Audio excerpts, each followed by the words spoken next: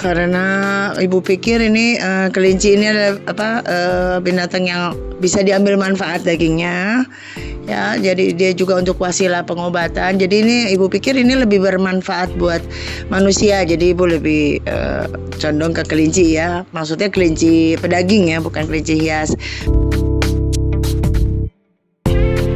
Kalau di sini alhamdulillah di Bogor ini 10 tahun ya. Sebelumnya di Tangerang. Kebutuhan daging itu saat ini sedang lagi naik ya, lagi banyak permintaan gitu. Terbukti memang saya juga sering habis, teman-teman sering kekurangan juga, dan pedagang-pedagang kuliner juga sering kehabisan bahan mentah ya. Kebutuhannya jelas bibit lahan, bibit, kandang, kemudian peralatan ya seperti gerabah, botol minum dan sebagainya.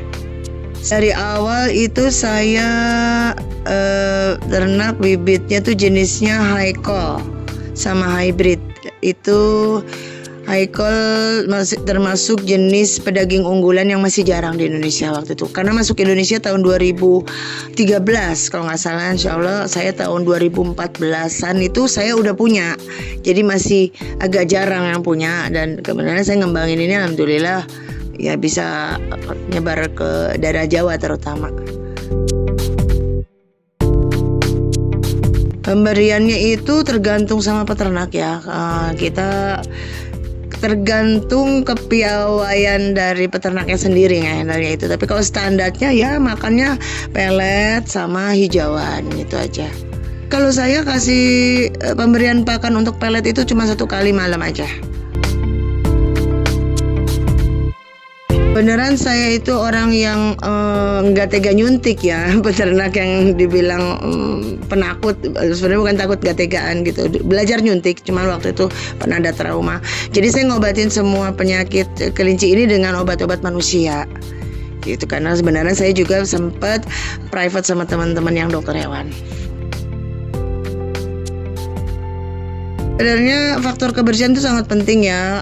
Walaupun keadaan saya sekarang nih saat ini kandang saya ini kurang stabil lagi lah untuk ini ya. Masih udah banyak yang harus ganti-ganti dibenerin ya. Cuman memang kuncinya kebersihan itu nomor 1. Jadi paling tidak setiap hari harus dibersihkan. Kalau saya memang dari hulu hilir ya, sebenarnya dari awal itu udah nyoba semua gitu. Walaupun sekarang tuh cuman jual bibit aja. Jadi saya udah nyoba dari mulai pupuk, urin, itu pupuk cair, semua itu saya kerjakan sendiri. Dari bagian daging, kemudian bulunya juga saya sempat pernah bikin sendiri. Belajar nyamak juga sama anak-anak di Jogja yang anak-anak penyamakan itu, tapi sebatas hanya untuk bikin produksi sendiri, belum untuk jual. Kemudian dagingnya, karkasnya, terus filetnya, olahannya udah sempat buat. Saat ini saya hanya jual bibit aja karena memang ada kerja sendiri. Sebelumnya produknya banyak. Kalau untuk berternak itu memang pencatatan itu sangat penting, karena kan kita mereka dikandangkan ya, jadi dia hanya tergantung dari kita semua gitu. Jadi kapan dia kawin ditulis, kapan dia lahir ditulis, berapa anak jumlahnya. Kita punya kartu induk ya. Kartu induk tuh khusus memang untuk induk-induk yang ada pencatatan kawin, tanggal beranak, jumlah anak, kemudian pejantannya siapa. Jadi biar tahu garis keturunannya, nasabnya. Jadi supaya jelas bahwa kelinci ini asalnya dari mana gitu. Itulah keunggulannya beternak ya dibanding beli di luaran yang bukan ternak.